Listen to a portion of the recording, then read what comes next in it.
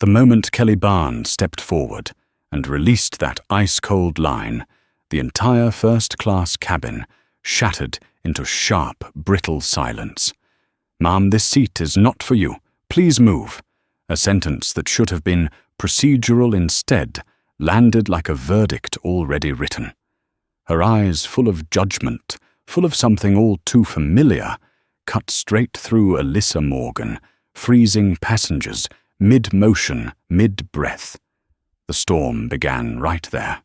Alyssa lifted her gaze, her deep brown eyes reflecting a lifetime of having to prove herself in rooms where every look quietly asked, "Are you sure you belong here?" Today that question returned, wrapped in the uniform of a first-class flight attendant, on a flight she paid for, in full reserved weeks in advance, with a diamond tier card others spent a lifetime trying to earn. But Kelly did not need to know any of that. One glance at Alyssa's neatly coiled curls, warm brown skin, and simple tailored suit was enough for her to decide this woman could not possibly belong in seat 2A. The air thickened. Susan Harper, 45 elegant, and polished her gold watch, glinting under the LED lights, leaned back possessively in seat 2C, looking at Alyssa as if she were an inconvenience blocking her view. Every curl of her lip dripped with disdain.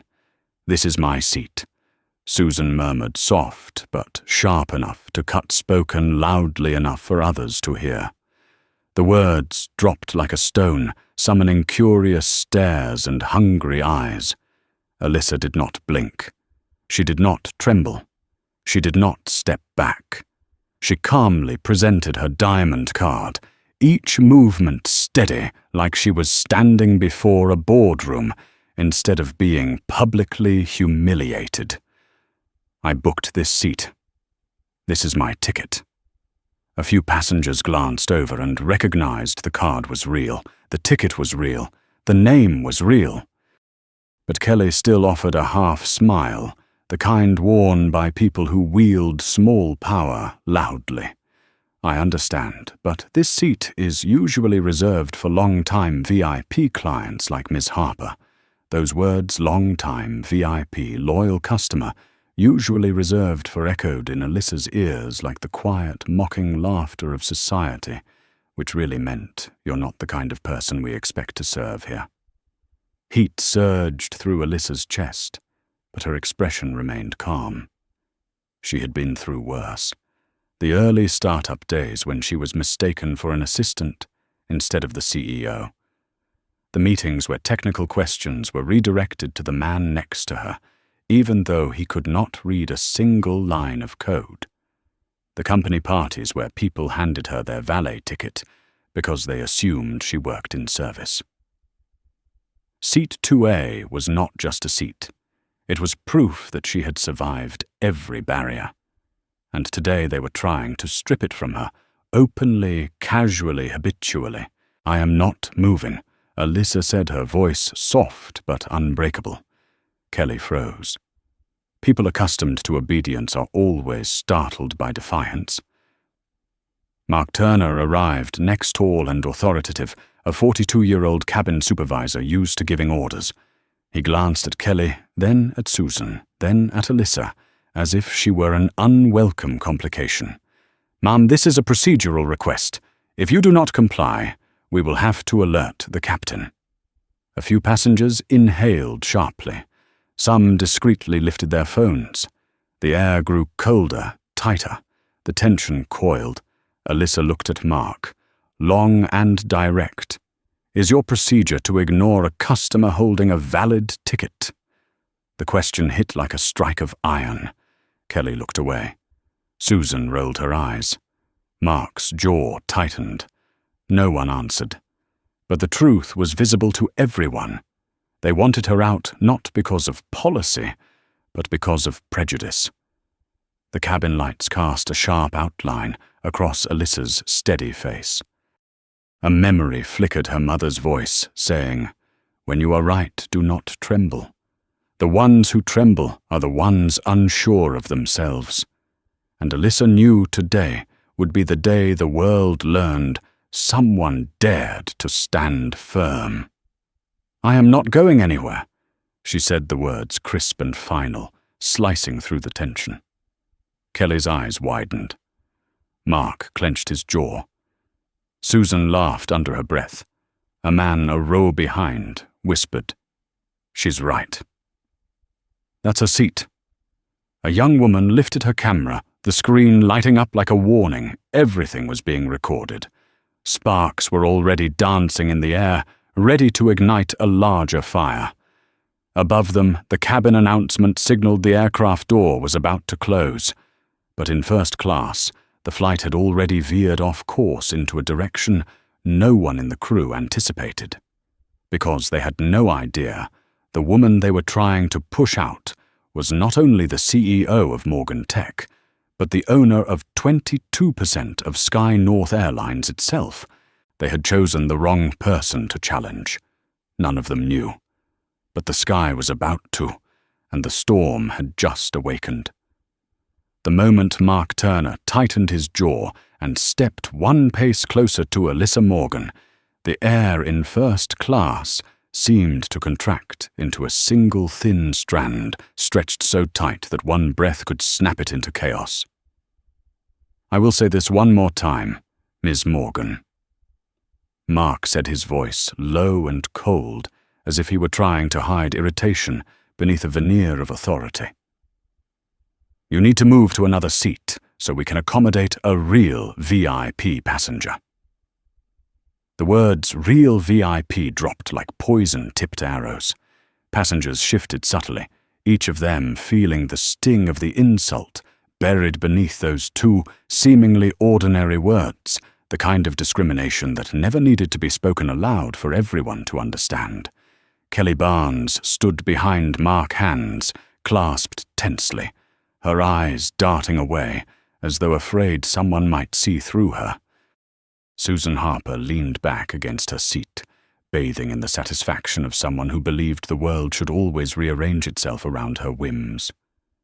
A thin, smug smile curved on her lips, enough to frame Alyssa as the troublemaker, and give Mark's words an aura of legitimacy in the eyes of those accustomed to bending to power. But Alyssa did not bow. She lifted her head, her gaze so calm and unflinching that Mark for an instant looked away, as if escaping something that unsettled him. "You are asking me to leave a seat I booked legitimately, with a valid ticket, and with Diamond membership," Alyssa said, every word landing with the kind of controlled steadiness most people never master in their lifetime. Because she is used to sitting here, Alyssa's strength was never loudness or rage. It was an unshakable composure, a quiet certainty that made others feel their own faults more sharply. A passenger in the row behind frowned. A woman turned to her husband and whispered, "She's right." A young man raised his phone higher, no longer trying to hide the recording. And that, more than anything else, made Mark bristle with frustration. He stepped closer, his shadow falling across Alyssa's seat, his voice dropping to a razor edge. "You do not want to cause trouble, Ms. Morgan. We have the right to adjust seating for the comfort of VIP passengers."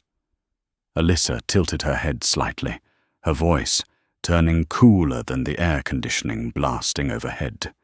"You mean the comfort of a white passenger in her usual seat matters more than the legal rights of a paying customer of color." For 2 brief seconds, the entire cabin froze. Kelly's hands tightened. Susan let out a sharp, irritated breath. Mark took a half step back before ego forced him still. "You are blowing this out of proportion," he insisted, trying to mask the crack forming in his confidence. "We are simply trying to maintain order and convenience." "There is no order when the ones in the wrong are you." Alyssa replied, her voice light yet cutting straight through him. And it silenced Mark instantly, because buried inside that simple statement was truth. And truth always shakes those accustomed to standing above others. Kelly inhaled sharply, then attempted to interject. "Ms. Morgan, I am only following." Alyssa cut her off. "Following what? The money she slipped you?" The words struck like lightning. A passenger gasped. Another murmured under their breath. Susan spun sharply toward Kelly, her eyes flashing a warning. Kelly's face drained of color, her composure faltering, before she forced herself upright with an awkward smile. "You should not make accusations like that." But Alyssa had already seen everything. The clumsy handoff when Susan slid something into Kelly's pocket, the fleeting guilt in Kelly's eyes afterward, the knowing shrug from Mark. All of it forming a picture as ugly as it was familiar. Privilege, favoritism, and the silent compliance of those who bowed to keep their livelihood. "I am not accusing Alyssa," said eyes fixed on Kelly. "I am stating what several cameras in this cabin have already captured." Phones lowered, then rose even higher, as if her words had flipped a switch and truth was now spilling freely. Mark felt his authority slipping through his fingers.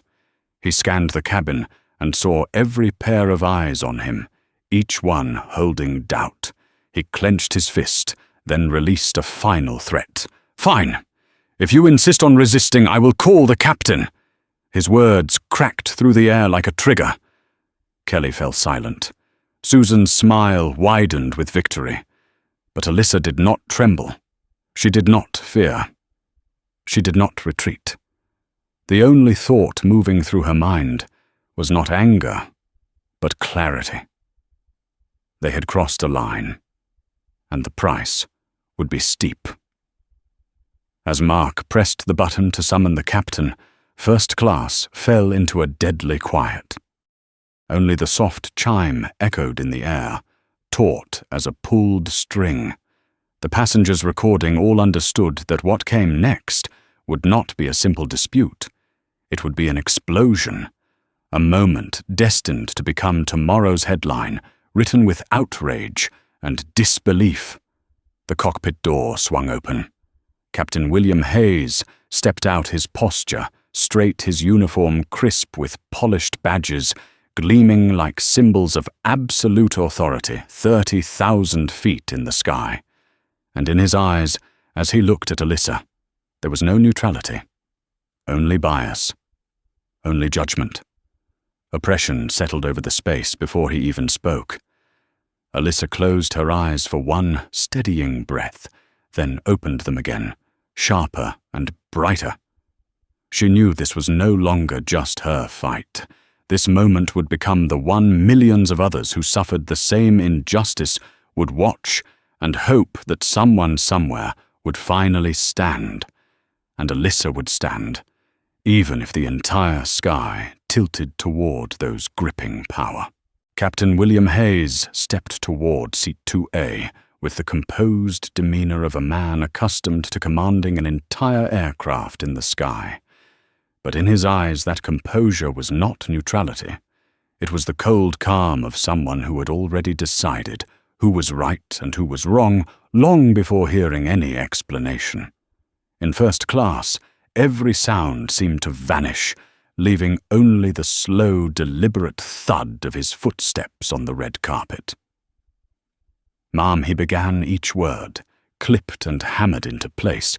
"We have the authority to reassign seats for the benefit of preferred passengers. If you do not cooperate, I will have to request security intervention." He said this with the certainty of someone perched atop a tower of authority. What he did not know was that tower was already cracking at the foundation. Alyssa looked straight at Captain Hayes without fear, without flinching. In a cabin full of eyes filled with curiosity, discomfort, irritation, and mockery, hers alone remained frighteningly calm.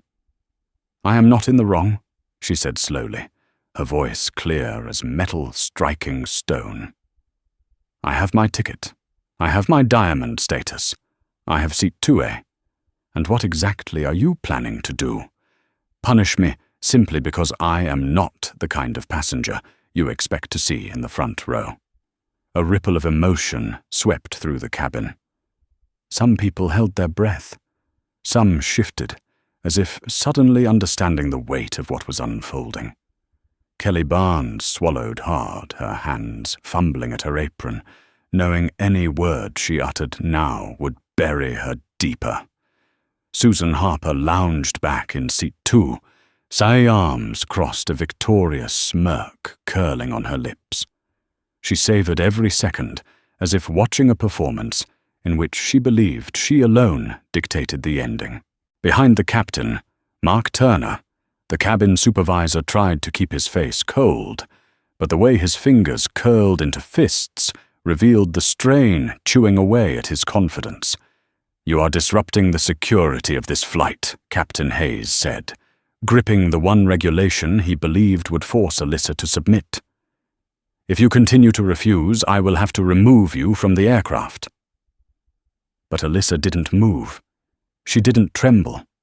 She only tilted her head and looked at him, that gaze so serene, so proud, so fiercely alive, that for one fractional moment the captain froze. "You may do what you believe is right," she replied, "and I will do what I know is right." That sentence, short, sharp, and unyielding, cut through the air like a blade. A few passengers exhaled in shock. A man in seat 3A muttered, "She is fearless." The woman beside him nodded her eyes, glistening with something unspoken, maybe anger on Alyssa's behalf, maybe awe. And then the moment everyone feared yet knew was inevitable arrived. Captain Hayes pressed the security call button. A small beep sounded, but it hit the cabin like an explosion. Now the cabin was no longer just a cabin. It was a battlefield, the place where the power of a broken system tried to crush the voice of a woman of color standing firm for the truth. In the suffocating silence that followed, every eye fixed on Alyssa. She sat upright, hands resting gently on her knees, her gaze out the window where a clear blue sky stretched endlessly. It mirrored what she felt inside, calm but resolute. No one noticed that Alyssa's hand had slipped to her phone, one subtle motion enough to activate the camera. When the cabin door opened and 2 security officers stepped in, their footsteps carried the weight of authority.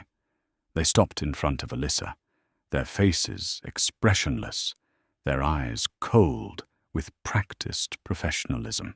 "Ma'am, we need you to vacate this seat," one of them said, his voice even as though reading from protocol, "at the request of the flight crew." The flight crew. Alyssa repeated her tone, soft but echoing clearly through the cabin. "Or at the request of someone with money." The security officers faltered. One glanced at Mark, the other at Susan, and in that moment everyone realized something was terribly wrong.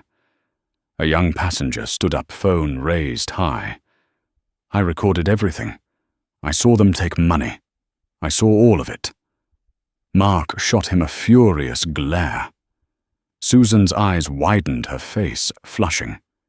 Kelly nearly burst into tears.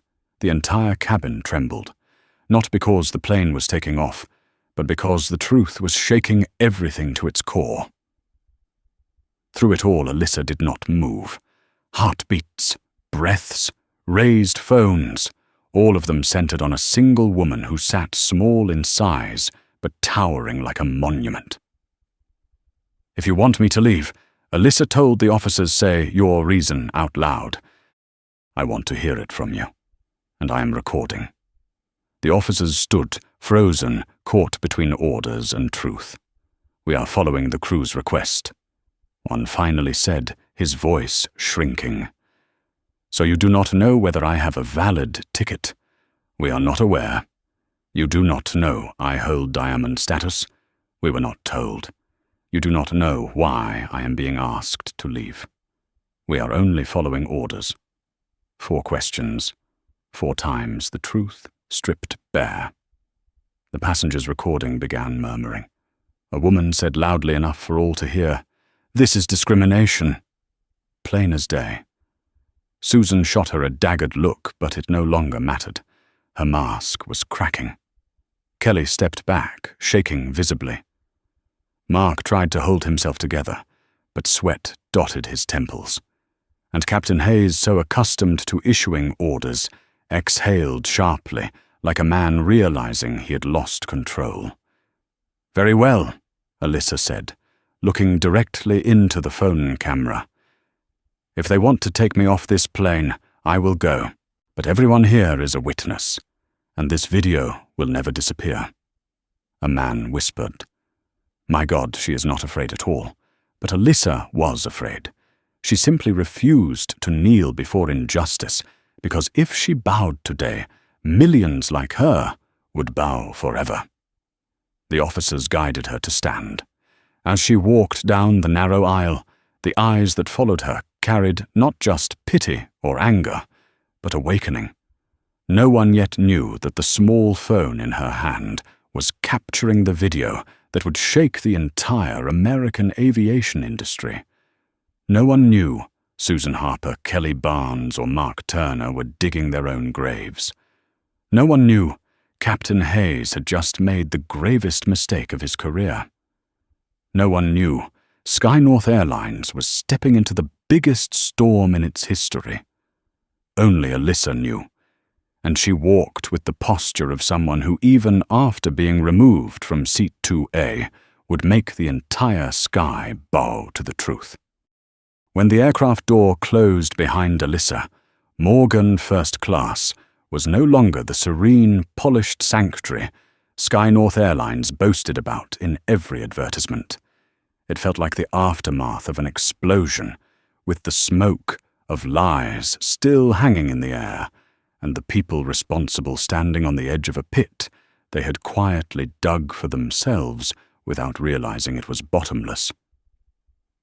Kelly Barnes remained frozen in place, her fingers gripping the edge of a seat until they turned white. Each time she tried to offer a polite smile to a passenger, her lips trembled, as if terrified someone would say aloud what everyone was already thinking. "I saw you take the money."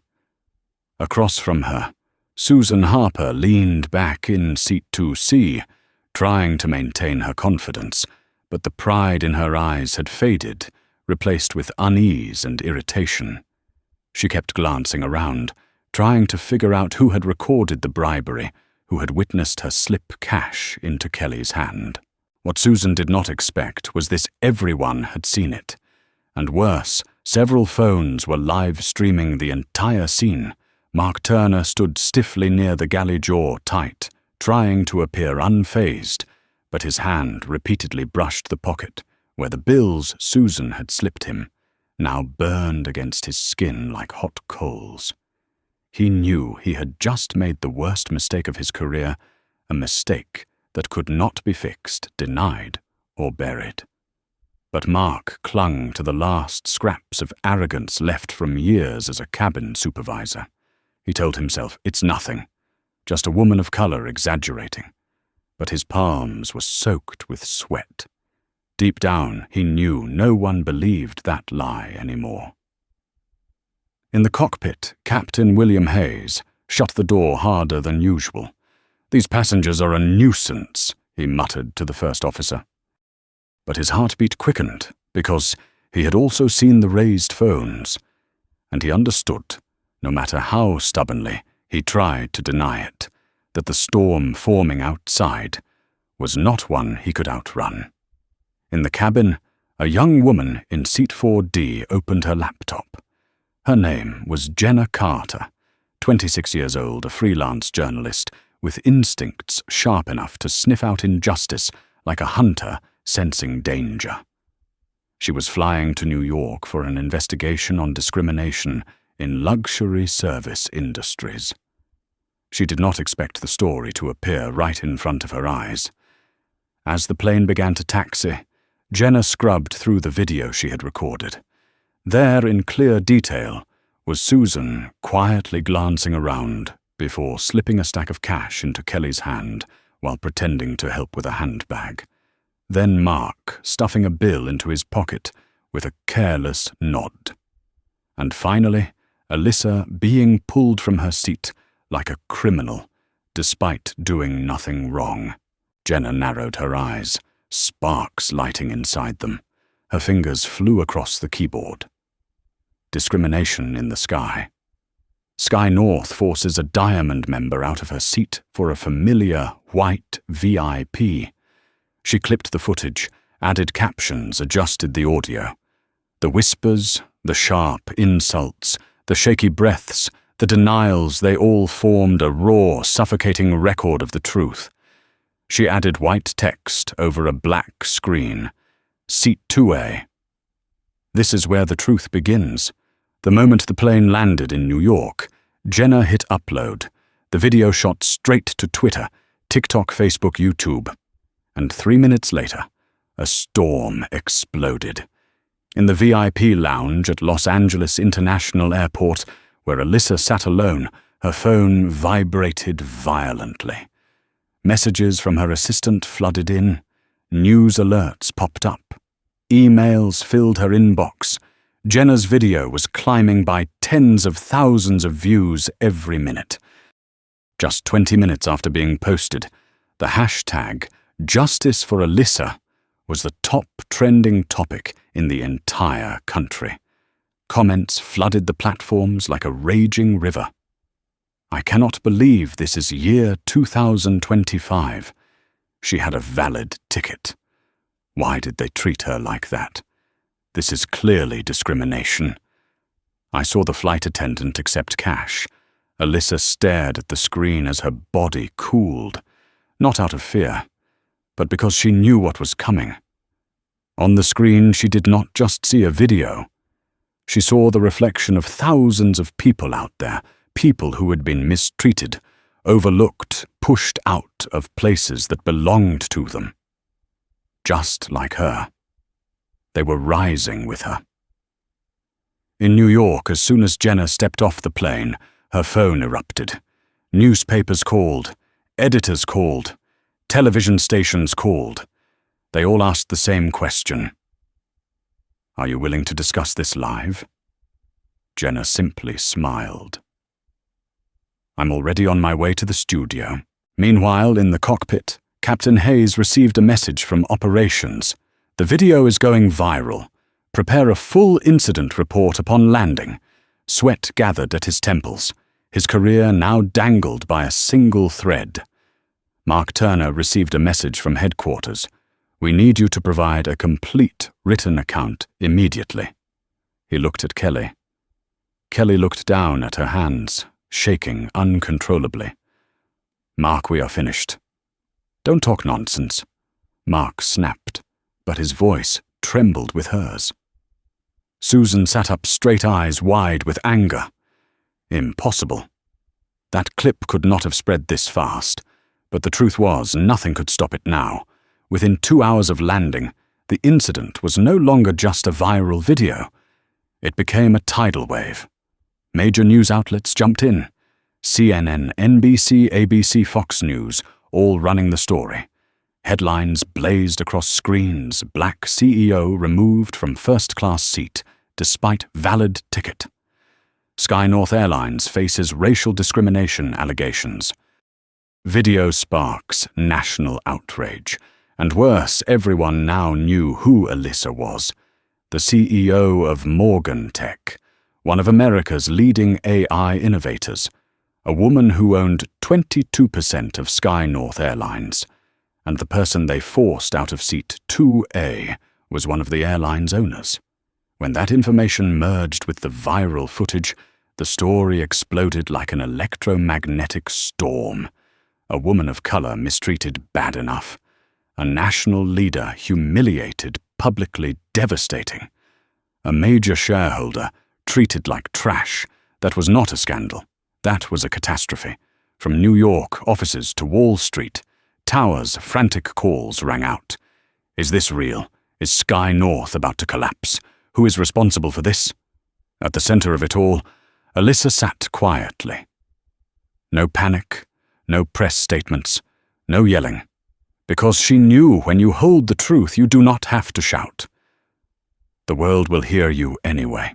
Only one question remained, and no one dared speak it aloud when a woman is forced out of suit too. What happens when she returns with her full power? The sky would never be peaceful again. And Sky North was about to learn that more clearly than anyone else. Sky North Airlines' crisis reached its breaking point before the first touch of dawn light brushed the clouds over New York. In the VIP lounge where Alyssa Morgan sat, the air was no longer the quiet of a wounded woman resting. It was the stillness before the first strike. And Alyssa delivered that strike, not with shouting, not with anger, but with the pen of a woman who had long mastered the battlegrounds of adulthood, law, equity, power, and truth. She opened her laptop, the white glow illuminating a face far too calm for someone who had been publicly humiliated just hours earlier. All her emotions, anger, disappointment, the sting of being dragged from her seat, were locked away. What remained was a precision sharper than steel. Her fingers moved across the keyboard, as if she were signing the fate of an entire airline request for emergency shareholder meeting, Sky North Airlines. She attached 3 files: Jenna's video, the audio recording of her exchange with the crew, and images of her diamond card and valid boarding pass. The final line she typed read, "I will wait for a response within 3 hours. Any delay will be taken as your refusal to justify your actions." Minutes after she hit send, Sky North's internal network erupted like a smashed beehive. CEO Ethan Caldwell shot out of his conference seat when his assistant burst in, pale, as if all the blood had drained from his body. What happened, Ethan asked, but the moment he saw the sender's name, Alyssa Morgan, he needed no answer. He opened the email, his hands trembling uncontrollably. 22% ownership, $40 million in digital transformation, contracts awaiting signature. The biggest partner in the company's history. The one person Sky North could never afford to offend, and she was the same person they had dragged off a plane like a threat. Ethan pressed play on the video. Alyssa's eyes, calm, fierce, unyielding, made his spine go cold. He watched Susan slip cash into Kelly's hand, then Mark pocketing money, then security hauling Alyssa away. His stomach twisted like it had swallowed stone. "We are finished," the COO whispered. "If she sells her shares, the stock will crash beyond recovery." "What about the $40 million contract?" the CFO stammered. "What about the airline's reputation, the media? What about the hundreds of millions in damages? What about the entire industry laughing at us?" Ethan couldn't speak. He stared at Alyssa's email on his screen, a message both calm and devastating. Sky North will bear full responsibility. Then his phone lit up 4 consecutive calls from Wall Street's biggest investors. Ethan inhaled deeply, trying to steady his voice, but only managed a single word. "Hello." And the storm on the other end erupted. "Is this real? Who authorized removing a major shareholder from her own seat? Fix this immediately. If you do not, we pull every dollar." And when Ethan heard the final warning, "If Sky North collapses, you are the first held responsible," he understood he had no escape. Meanwhile, Alyssa made her second call to her attorney, Benedict Rowe. "Prepare every document," Alyssa said, her voice hard as metal. "If Sky North refuses to meet, we release a press statement. If they meet without concrete solutions, we file suit. I want everything ready today." "Understood," Rowe replied. "What exactly do you want from them?" Alyssa closed her eyes for one moment. When she opened them again, they gleamed like a blade under sunlight. "I want justice, accountability, and irreversible change." Her next email to Sky North's board read, like a declaration of war, "I demand the immediate termination of the following individuals: Kelly Barnes, lead first-class attendant; Mark Turner, cabin supervisor; Captain William Hayes, flight commander. All have committed severe violations of service standards, professional ethics, and engaged in clear discriminatory behavior. If this demand is not met, I will liquidate my 22% ownership within 24 hours and cancel the $40 million contract. I will not negotiate." That email hit the Sky North boardroom like an axe. One board member jumped up. "We cannot fire Captain Hayes. He has 3 decades of experience. Keep Kelly defend. Mark. If we fire all 3, the press will see it as an admission of guilt. And if we don't," the CFO snapped back, "if we don't, the company collapses this week." A suffocating silence fell. Then another board member murmured, "Alyssa does not want to destroy us. She wants to teach us a lesson. And that lesson will either save this company or end it." Ethan nodded. "We have to choose." Within 1 hour, Sky North sent their reply. "We accept the emergency meeting." Alyssa received the email but did not immediately respond. She simply stood, adjusted her blazer, and looked into the mirror. Not to reassure herself, but to confirm that the woman staring back, the one dragged from her seat, was about to return in her true form, a leader powerful enough to shake an entire industry.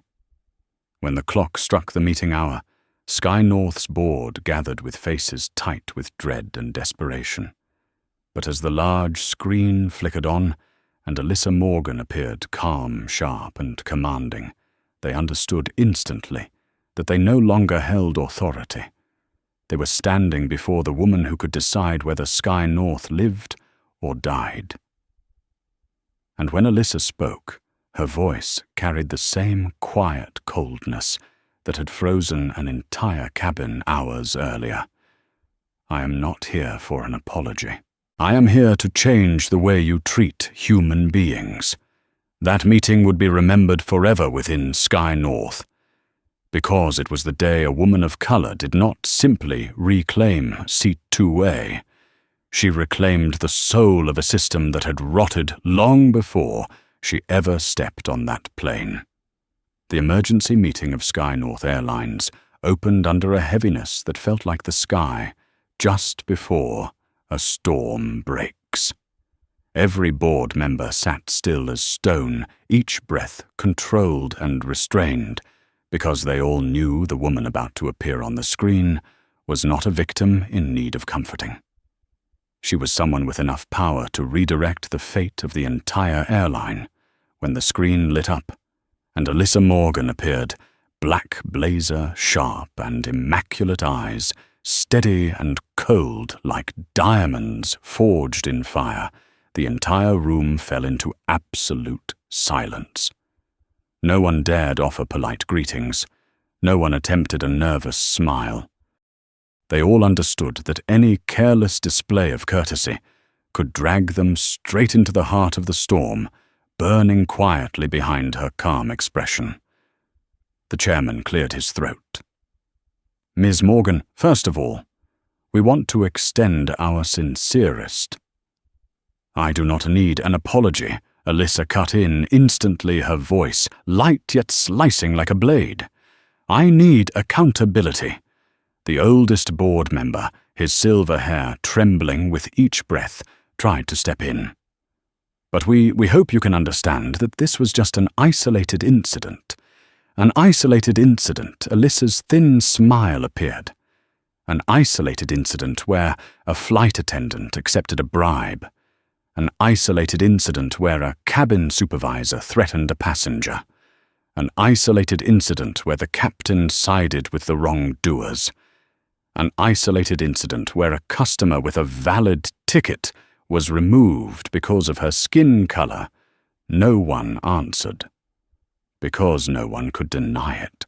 The legal department, seated in the corner, lowered their heads as though wishing they could vanish from the room entirely. CIO Ethan Caldwell inhaled sharply. "Ms. Morgan, we have reviewed the entire video. We understand the severity, and we are prepared to act in accordance with your demands." "Then begin by firing all 3 individuals," Alyssa said, without prelude or hesitation. "That is the minimum."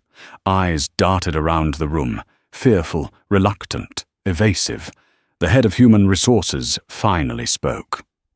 "We could propose alternative disciplinary measures, such as suspension or—" "No," Alyssa replied, unflinching. "You want to keep people who sold the integrity of this company for a handful of cash. People who would eject a customer from a plane because she did not look wealthy enough. People who embody the toxic system you have allowed to grow for years." The room fractured into a silence so thick it felt like weight. Alyssa pressed the screen share button.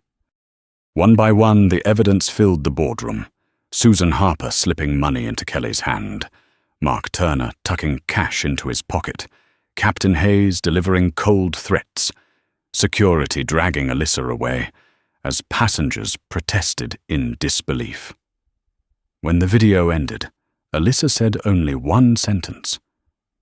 "Tell me which of these people deserves to remain at Sky North." No one dared respond. Ethan lifted his pen and signed the termination order. A desperate board member muttered, "This will destroy the company's reputation." "No." Alyssa said, her voice lowering into something stern, yet patient, like a professor speaking to students who had failed a basic lesson. "Their actions destroyed your reputation. I am giving you a chance to save it." Ethan bowed his head, realizing she was right. He exhaled, then signed the suspension order for Captain Hayes, signed the dismissal for Kelly, signed the dismissal for Mark.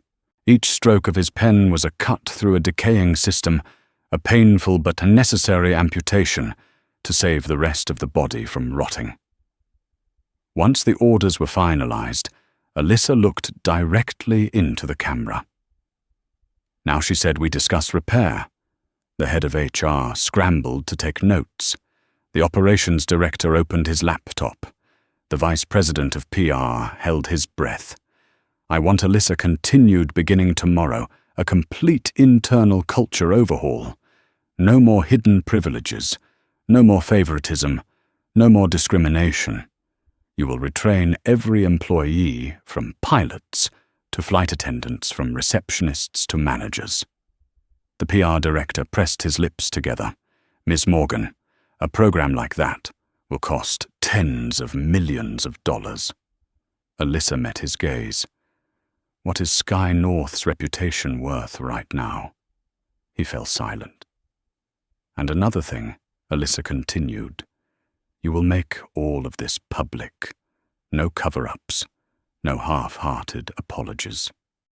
If Sky North wants to survive, it must face its failures like responsible adults." Ethan slowly nodded. "You will have everything you ask for." "Good," Alyssa said. "Because I do not want to destroy Sky North. I want to transform it." The meeting continued for another hour, during which Alyssa laid out each demand with precision: an internal discrimination audit, a transparent reporting process, an independent oversight committee, and an AI monitoring system from Morgan Tech to track complaints. When the meeting finally ended, every face in the boardroom looked strained and exhausted, but Alyssa did not. She looked at them all, her voice dropping to a chilling final warning. Do not repeat this mistake, because next time, nothing will be able to save this company, not even me. Ethan exhaled heavily, his eyes filled with the fatigue of a man watching his empire being peeled open down to the bone.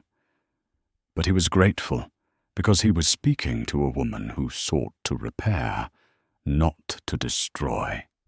"Ms. Morgan," he said quietly, "thank you for not abandoning us. Alyssa replied simply, "Thank you for finally listening." When the screen went dark, the Sky North board sat frozen, each of them haunted by the same image. The woman they once assumed was just another passenger now revealed as the person capable of placing their entire corporation on the scales of justice.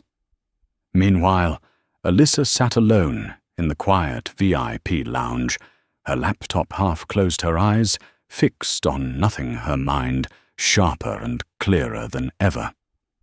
She did not win because she frightened them. She won because she made them change, and that was true power. When Sky North Airlines officially announced the termination of Kelly Barnes, Mark Turner, and Captain William Hayes, the shockwaves did not stop at the aviation industry. They rippled across the media, social networks, and everyday life, creating a public earthquake impossible to hide or contain. Within 1 hour, the names once associated with small pockets of cabin authority became the epicenter of nationwide outrage. Kelly Barnes, once proud of her ability to handle any situation, with a courteous smile, now curled up in her tiny apartment, her phone vibrating non-stop with messages she was too afraid to open. Social media overflowed with edited videos, each moment of her accepting money from Susan Harper, slowed down and replayed as irrefutable evidence. Former friends sent awkward messages.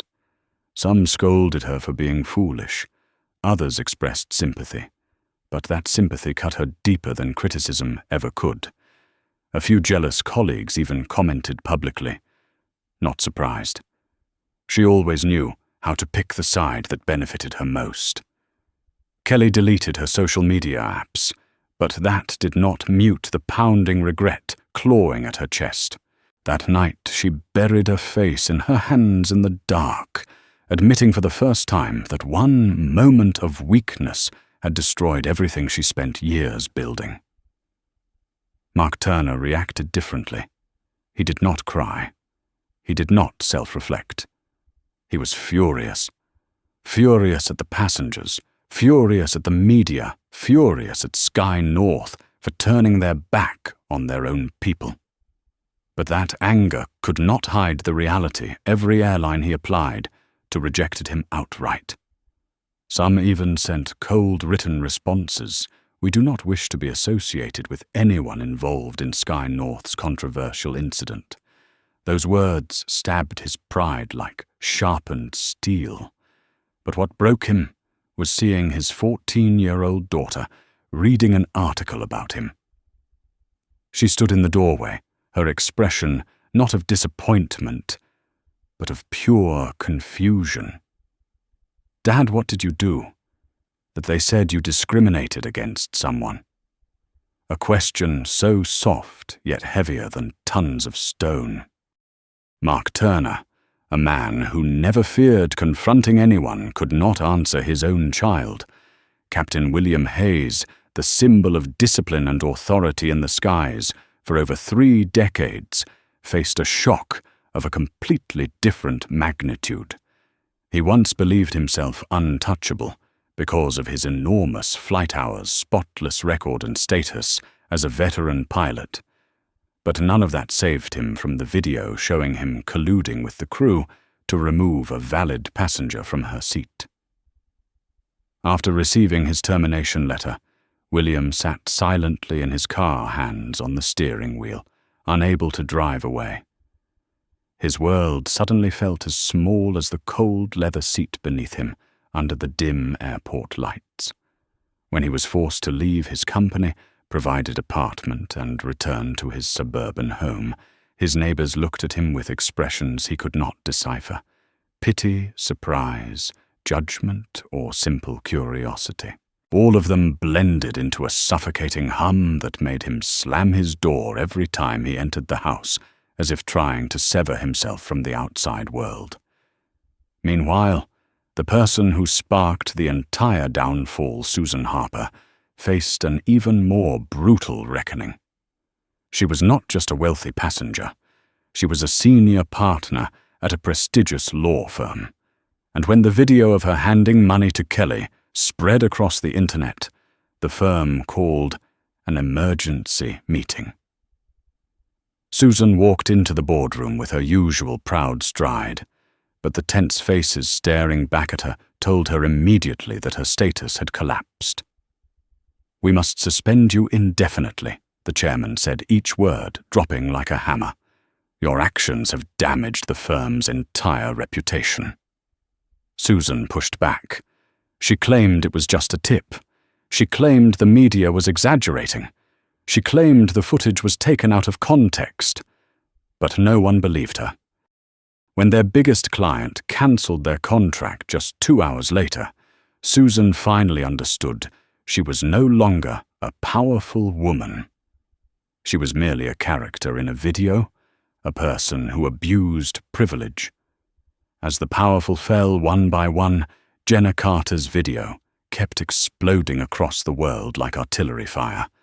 In just 24 hours, it reached nearly 60 million views. Every major evening news program in America played the footage. Anchors looked straight into the camera, their voices solemn. This incident is not just a mistake on a single flight. It reflects a long-standing hierarchy of power and discrimination in high-end service industries. Black communities, women immigrants, and minorities began sharing their own experiences. Each story dropped another ripple into the growing tide, called it "Is Time for Change." Major corporations, hotels, financial firms, luxury brands were forced to confront their own practices. CNN invited analysts. Alyssa Morgan didn't stand up just for herself, they said. She stood up for millions who never had a voice. At Morgan Tech, Alyssa's employees gathered in the lobby watching Sky North's press conference on a huge screen. When the words, "3 senior staff terminated, comprehensive reform underway," appeared, the entire hall buzzed with awe. A young engineer whispered, "Our boss just did something no one else has ever dared to do." At Alyssa's home, her mother watched the news with tears streaming down her face. "My daughter, you did the right thing." But even those words did not ease Alyssa's heart, because she knew this was not the end. The real fight was only beginning. She did not just want 3 people fired. She wanted to dismantle an entire system they represented. And tomorrow, when the sun rises, Alyssa Morgan would prove that this new wave of change could no longer be stopped. When Sky North Airlines announced its full-scale reform plan following the emergency meeting, America had not yet cooled from the shockwave known as Seat 2A. Jenna Carter's video continued climbing by millions of views every hour. The hashtags "Stand with Alyssa." Justice for Alyssa and Sky North Crisis held their place at the top, and international news outlets dissected every frame of the footage as if analyzing a major criminal case. But Sky North no longer had the luxury of fear or concealment. They had to act, and they had to act with the urgency of a company standing at the edge of collapse. That morning, CEO Ethan Caldwell appeared in person at a national press conference. Under glaring lights and before dozens of television cameras, exhaustion was etched across his face after a sleepless night. Dark circles under his eyes, lips pressed, tight hands clasped as if holding himself steady. He spoke slowly and clearly, each word weighted with consequence. Sky North Airlines will officially suspend all operations for 48 hours to conduct mandatory training on anti-discrimination, hidden privilege, and professional conduct for every employee. All of them, from flight attendants, cabin supervisors and pilots, to customer service representatives and the executive team. A reporter called out, "Do you understand? This decision will cost Sky North at least $70 million. Ethan did not flinch. "We cannot continue flying. when we have yet to learn how to treat our passengers with fairness. That sentence appeared on every major news outlet. But what stunned the public even more was not Ethan's statement. It was the woman stepping up to the podium behind him, Alyssa Morgan. She wore a white blazer, stood tall, and carried eyes firm yet deeply humane. When she walked forward, the room seemed to hold its breath. This was not a moment of a victim retelling her pain. This was a leader realigning the moral compass of an entire industry. "I am not here to receive apologies," Alyssa began. "I am here to ensure what happened to me will never happen to anyone else." She spoke of the humiliation of being forced out of a seat she paid for, of the terrifying silence of those who had the power to stand on the right side, but chose convenience instead, of the passengers who filmed the event, too afraid to intervene, but brave enough to record the truth. She also spoke of opportunity, the chance for Sky North to rebuild from the ground up. "A company's greatest loss is not money," Alyssa said. "It is losing its soul." In those few minutes, the entire room was silent, as if listening to a historic address. Then she announced, "I will work directly with Sky North to design a new training program. Not a superficial course, a program that touches the most uncomfortable corner of every human mind bias. Every employee will participate in immersive simulations where they will play the role of the discriminated and the role of the discriminator." The media was stunned. This was not punishment. This was rebirth. Sky North officially signed a contract with Morgan Tech to develop an AI system that analyzes behavior and customer reactions in real time. Aircraft would include cameras designed to detect unusual interactions. Service systems would include alert features for signs of discrimination. Every customer feedback entry would be evaluated objectively using anti-bias algorithms. Training began that very day. At major airports, Los Angeles, Chicago, Atlanta, New York, Sky North employees formed long lines outside simulation rooms. Young flight attendants who once dreamed of working for the airline bowed their heads while watching the video replay. Veteran pilots looked unsettled as they discussed privilege and prejudice for the first time in their careers. Many cried. Many got angry. Many sat silently for long minutes. A flight attendant outside a simulation room whispered to a colleague, "I've seen things like this before, but I never thought I had to speak up." An older pilot sighed. "We've been silent for far too long, while everyone was relearning how to be human." Morgan Tech delivered the first documents outlining cultural reform. Each line was sharp, not with punishment, but with healing. To change behavior, you must change perception. To change perception, you must first face the truth. But facing the truth did not come easy for everyone. At home, Kelly watched news clips replaying her accepting money. Tears fell, but they could not restore her image. Mark locked his doors, terrified to step outside as reporters crowded his driveway. Captain Hayes sat quietly on a wooden chair in his yard, staring at the sky he once considered his home, now a mirror reflecting his own downfall. Yet Alyssa didn't gloat. She did not celebrate their collapse, because her goal was never to destroy individuals. Her goal was to dismantle the system that shaped them. The media gave Alyssa a new title, "The Woman Who Changed American Aviation." Harvard invited her to speak. Yale asked to include the case in its ethics curriculum. Countless luxury service brands began looking to Sky North as a model to learn from, not because of the scandal, but because of how it was confronted. And all of it started with a woman pushed out of seat 2A who refused to crumble.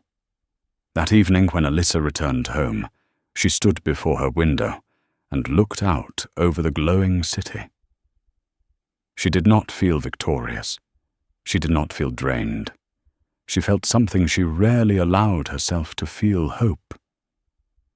The sky does not change in one day, but it changes the moment someone brave enough points out the first crack. Alyssa Morgan did that, not with hatred, but with truth. Not with revenge, but with reform.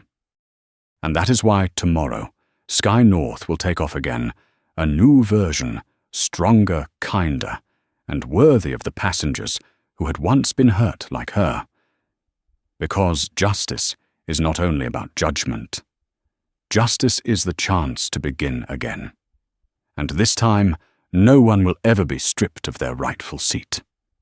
When Sky North's reform program had just begun to settle into motion, Alyssa Morgan quietly launched the next phase of her plan, one that very few people could have predicted: the Second Chance Initiative, a transformative model of retraining, healing, and human renewal, unlike anything the service industry had ever seen. Not everyone understood why she proposed it, especially when the 3 individuals who had caused her the greatest harm had already been fired and become the targets of public anger. But Alyssa understood something most people overlooked: a system only truly improves when it knows how to punish and how to heal. People can make mistakes, but no one is doomed forever, and Sky North could never become the airline of the future if it refused to believe in the potential for individuals to change. So the announcement for Second Chance went out across every platform, a 3-month curriculum, including psychological therapy, open forums, real-world simulations, direct dialogue with victims, community work, and continuous evaluation. The biggest surprise of all was that the 3 names that had shaken the internet, Kelly Barnes, Mark Turner, and Captain William Hayes, all voluntarily enrolled. They arrived at the first session with 3 completely different states of mind. Kelly walked in with red, sleepless eyes, her posture small, as if trying to shrink away from any gaze. Though she had been harshly criticized, she carried inside her a gnawing remorse no one else could fully feel. The image of the woman she mistreated repeated in her mind, like an invisible sentence she could not escape. She whispered, "I was wrong, but I don't want to live my entire life as the villain." Mark Turner was different.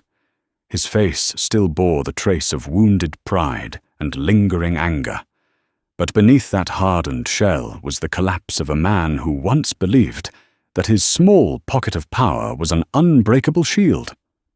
He sat in the back row, arms crossed tightly, trying to appear strong, even as unease flickered in his eyes. Captain Hayes entered with the heavy aura of a man who had lost the place he loved most, the sky. He was no longer the warm, steady captain whose voice reassured passengers. He was simply a human being facing the truth that 30 years of reputation could vanish in 3 minutes of misjudgment. The first session began with an exercise none of them expected each person had to watch, the very video the world had already seen, every frame, every word they spoke, every expression they thought no one noticed. The room fell silent. Kelly broke down, burying her face in her hands when she heard her own voice diminishing Alyssa. Mark's arms fell from their defensive fold as he stared at the moment he pocketed the cash, as if confronting the most disgraceful version of himself. And Captain Hayes, who had trained hundreds of pilots, watched himself abuse authority in the cockpit just to maintain order. His hand rose to his face, elbow trembling. None of them had any excuse left. Then came the hardest part, the live dialogue session. Morgan Tech arranged for a massive screen where individuals who had suffered discrimination in aviation shared their stories. A young mother recounted being asked to disembark because staff believed her child was too disruptive. A black businessman described being asked 3 times to confirm his first-class ticket. An Asian woman recounted an agent asking, "Are you sure you're on the right flight?" Each story sliced through the layers of self-righteousness they once clung to. By the end of the session, none of them sat upright. None maintained their old composure. Second chance was not a lesson. It was a mirror. In the following weeks, they were placed in role-play simulations, becoming the belittled, the threatened, the doubted. When a simulation actor said to Kelly in a harsh tone, "Are you sure you can afford this seat?" she burst into tears instantly. When Mark was asked to leave a room, despite having a valid entry pass, he froze, tasting the injustice he once inflicted on others. When Hayes had to play a passenger removed from his seat for no clear reason, his hands shook as he stood up, fully realizing how much pain his own "this is the final decision" had caused. Day by day, the 3 people who once held positions of authority began to understand the same truth: they had been wrong, but they could change. At the end of the course, each of them had to write a public letter. Kelly wrote that she had used fear of losing her job to justify doing the wrong thing. Mark admitted he had let ego blind his conscience, and Captain Hayes wrote a single line that left the entire training team silent. "I have flown for 30 years, but today is the first time I finally landed in the right place." When Alyssa read these letters, she did not smile, did not scold, and did not speak with moral superiority. She simply nodded, because she knew true justice is not only about paying a price. True justice is transformation, and sometimes to change a system, you must begin with the very people who once made it broken. 3 months after the Seat 2. A scandal shook America. Sky North Airlines was no longer the hollow, polished carrier it once appeared to be. Instead, it had become the embodiment of a rare and powerful rebirth, a company that dared to face the truth, dared to admit fault, dared to pay the price, and most importantly, dared to change. Passengers who once vowed to boycott the airline slowly returned. Not because the seats were bigger, not because the service was more luxurious, but because they wanted to support a system built on dignity rather than privilege. On the day Sky North officially reopened all its flight routes, the atmosphere at the major airports did not feel like routine bustle. It felt like a festival, as if everyone was witnessing an airline step out of a crisis, like a warrior reborn. On the large screens at Los Angeles International Airport, Sky North's new cultural video played on a loop. In it, employees who once bowed their heads in shame now stood tall, declaring with confidence, "We have relearned how to serve with heart." Pilots appeared with the same discipline as before, but now with something deeper in their expression, genuine listening. Flight attendants, once tense when calling out passenger names, now carried warmer smiles because they understood those smiles were not obligations, but bridges of renewed trust. An elderly passenger accepted a glass of water from a young attendant and said, "I feel truly respected, not just politely handled." The attendant bowed her head slightly. "Thank you, sir. We are trying our best every day." Meanwhile, the AI system developed by Morgan Tech had been deployed across all of Sky North. No more decisions based on assumptions. No more invisible judgments built on clothing, skin tone, or accent. The internal monitoring tools triggered instant alerts upon detecting authoritative tones, unreasonable favoritism, or disputes driven by bias. Every incident was processed through transparent protocols, documented and reported directly to the newly established Ethics Oversight Division. What surprised America most was the human side of the reform. No one expected Sky North to include the stories of the second chance participants, Kelly Mark and Captain Hayes, in their training as a living lesson. In the official video, all three appeared with trembling but sincere voices. Kelly admitted that fear of losing her job had pushed her to choose the wrong path. Mark described the moment his daughter asked the question that brought him to his knees. Hayes confessed that sometimes following procedure is just an excuse to avoid the weight of moral responsibility. The video spread nearly as quickly as the original scandal, but this time the public's reaction was completely different. They admitted it. I respect that. Anyone can change if they dare to face the truth. Alyssa Morgan is leading a revolution.